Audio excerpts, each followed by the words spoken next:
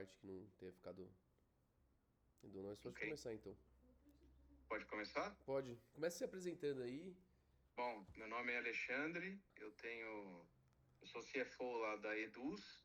A Eduz é uma plataforma de mídia digital, de conteúdo digital, em que os nossos principais clientes são produtores de conteúdo digital. Então, eles fazem produção de conteúdo e revendem para os clientes dele usando a nossa plataforma. Nossa plataforma é um meio que eles usam para vender esse conteúdo para a clientela deles. Geralmente são cursos, produtos, serviços de conteúdo programático, são programas, são é, ah, Infoproduto, né? infoprodutos, basicamente, tá?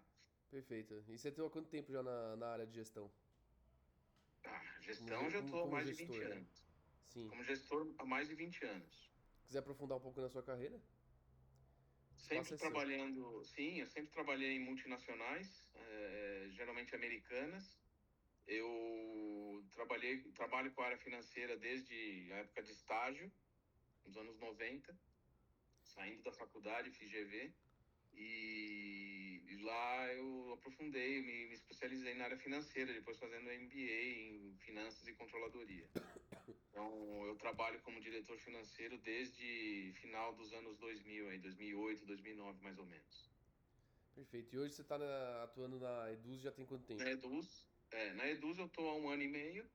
É um desafio bastante grande, porque é um mercado que vem sofrendo muita concorrência. Uhum. É um mercado que explodiu de crescer na pandemia, obviamente, Sim. por conta da necessidade que havia naquela época, de um público procurar novos meios de sobrevivência até, né? Então, muita gente lançou cursos, lançou programas de educação, etc., para ganhar uma renda extra ou para ganhar a própria renda única, assim. Sim. Então, a plataforma de Eduz explodiu de crescer, assim, questão de triplicar, quadriplicar de tamanho. Então, era uma empresa, eu não estava na empresa na época, era uma empresa que era meio que uma startup até então, e de repente ela sofreu as dores aí de crescer rapidamente, violentamente, mas ainda com uma estrutura meio startup. Então, o produto em si ainda não acompanhou, a tecnologia em si, né, do produto, não acompanhou a velocidade com que o mercado demandou aí de crescimento. Entendi. E pensar aqui uma questão. Quando a gente estava tratando o problema mais cedo, então, você consegue detalhar um pouco mais ele, dar o contexto, quando Sim. que foi? No ano passado, a gente sentiu uma grande demanda dos nossos clientes, principalmente esses produtores, mega produtores aí de infoprodutos, né? São, são clientes grandes que faturam aí milhões de reais. Eles rodam milhões de reais, giram milhões de reais dentro da nossa plataforma, né? Sim. São produtos, posso falar até alguns aí famosos, como Guto Galamba, Felipe Roser. Esses caras é, é, têm um grande giro de informação lá dentro, né? E eles estavam, assim, uma demanda muito grande de haver uma parceria maior. Eles estavam sentindo isso em outros concorrentes que ofereciam plataformas em que havia uma parceria melhor de ganha-ganha entre as duas partes. Então, a gente, vendo essa necessidade, bolou uma forma de criar uma espécie de joint venture com eles, né? Entendi. Então, a gente ofertou isso para eles, né? Então, até mesmo juridicamente, existe uma estrutura que é possível fazer com as empresas deles, dentro da nossa sociedade, vamos dizer assim. A gente criou várias SCPs aí, que são sociedades de cotas de participação, com os principais produtores. Nós estou falando aí de 10 a 15, são poucos, tá? Mas que representam um volume grande dentro da nossa plataforma, talvez a maior parte da nossa receita. E com eles a gente conseguiu, através dessas SCPs, criar estruturas até contábeis, jurídicas, que davam suporte para nossa relação aí de ganha-ganha, em que a receita ganha dentro das vendas, do que gira em torno do negócio, é dividida entre as duas empresas, entre a nossa e as empresas deles. Entendi. E até essa tomada de decisão de partir pro joint venture, você tinha comentado antes comigo que teve um momento de incerteza quando vocês enfrentaram a receita e a concorrência abalando um pouco as estruturas de faturamento da empresa, né? Sim, porque, como eu disse, lá na pandemia, o mercado, assim, a nossa receita cresceu 4, 5 vezes em relação ao que havia antes, né? E após a pandemia, quando a pandemia foi arrefecendo, houve claramente assim uma queda da receita, que se deu por conta disso justamente, porque o mercado acabou mesmo se dissipando e infoproduto já não tem aquele appeal como tinha há alguns anos atrás, durante a pandemia, ao mesmo tempo que a concorrência foi pulverizada, assim, pulverizada no sentido de ter muito mais players, né? Hoje, os principais concorrentes aí, que o pessoal conhece, são a Hotmart, são a Monetize, a KiwiFi. A partir de alguns anos mais recentes, você tem muito mais concorrentes entrando nesse mercado, como, por exemplo, plataformas de PSP ou de pagamentos, como um Pagar.me da vida, como uma Asas, que são plataformas de pagamento, né? São PSPs, que a gente chama, que entraram nesse mercado e estão oferecendo soluções assim para infoprodutores, com uma tecnologia bem interessante para eles. E pegando acho que esse problema, como que você viu isso como qual foi o enfrentamento a isso, né? Porque era um desafio, né? Sim. Então, como foi a questão da gestão do desafio que vocês tinham de implementar toda essa estrutura, da chegada da tomada da decisão, em perceber que era esse o caminho correto? É, acho que É, dá pra nortear um pouco assim. assim, o que valeu ali era realmente a parceria que a gente já tinha com eles, tá? Eles gostam primeiro que eles gostam da Eduz. Eles sabem que a Eduz é uma empresa que pode ajudá-los e ajuda eles na venda dos produtos deles. Porque, de novo, lembra como funciona a Eduz. A gente oferece uma plataforma de mídia digital para que eles joguem lá o conteúdo deles e eles vão revender para a clientela deles no mercado. E eles, assim, eles gostam do jeito que a gente monta a plataforma e o jeito que a gente ajuda eles. Porque eles ficam pensando mais no conteúdo e deixa essa parte técnica, burocrática, que está por trás aí do negócio nas mãos da Eduz. A Eduz é que cuida disso, tá? Então, havia já uma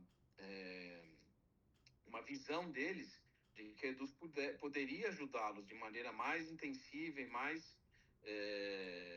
sabia que a Eduz tinha potencial para que isso fosse criado.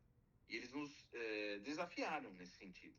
Então, a nossa área de tecnologia, a nossa área de desenvolvimento de produtos começou a pensar em novas soluções adicionais para que pudesse ajudá-los. E a nossa área comercial, junto com a gente aqui de finanças, montamos essa estrutura aí de joint venture para precificar, né, esse modelo para eles e oferecer um produto bem interessante. E o seu papel individual como gestor no processo, você Uhum. consegue descrever como, assim?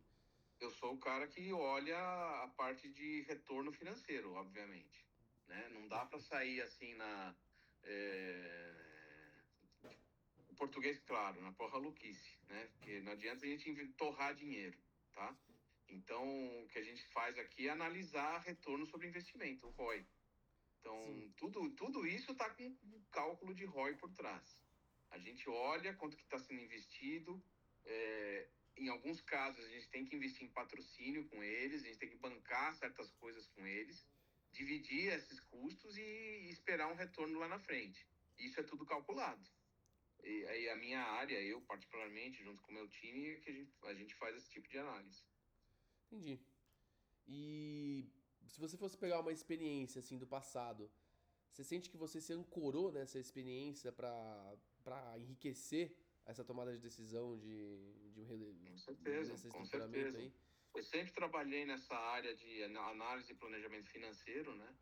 Então, e sempre foi em empresas de serviços, né? A minha grande experiência a minha grande experiência é em empresas de serviço. Eu trabalhei pouco em indústria, por exemplo, que tem uma dinâmica de trabalho na área financeira bem diferente do que eu tenho na área de serviços, que é a minha especialização. Então, essa área de serviços B2B, né, principalmente, é a minha especialidade, e tudo que eu tive de aprendizado, de bagagem nas empresas anteriores, aí, sejam elas multinacionais ou menores, até startups em que eu trabalhei, foram fundamentais para que isso fosse possível É, ser eu vi que usado. vocês então têm essa experiência com B2B, e eu achei curioso, porque é a primeira vez que, apesar de você estar lidando com uma empresa que é o criador de conteúdo, ainda assim não é uma empresa inteiramente estruturada, né? Com setores e tudo mais. Como que foi isso? É aquela coisa, são empresas, né? Eles têm sim alguma coisa estruturada e tal, mas a gente trabalha com eles com muita parceria, de verdade. Se você vê os eventos que a gente monta aí, vários, assim, quase todo final de semana tem algum evento em que a nossa turma do comercial, do negócio, da área de negócios e mercado, que a gente chama, promove para desenvolver assim e alavancar os produtos desses produtores, né? Eles são bastante profissionais nesse sentido. Você vê a Uhum. empresa que está por trás aí de um Felipe Roser, de um Gustavo Galamba, esses caras De são fato, muito profissionais tem uma até. grande estrutura por trás mesmo, é verdade. É.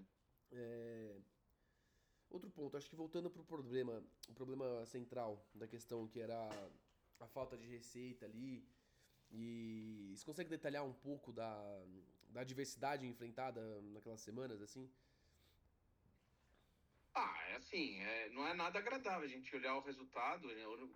Pelo menos quando eu entrei aqui, a gente olhava a tendência dos últimos meses anteriores à minha entrada aqui, havia só queda de receita, era queda após queda, né?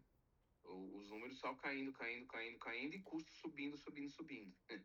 Então, isso era um pouco assustador até, né? Como é que a empresa ia se sustentar em alguns meses caso não fosse feita alguma mudança.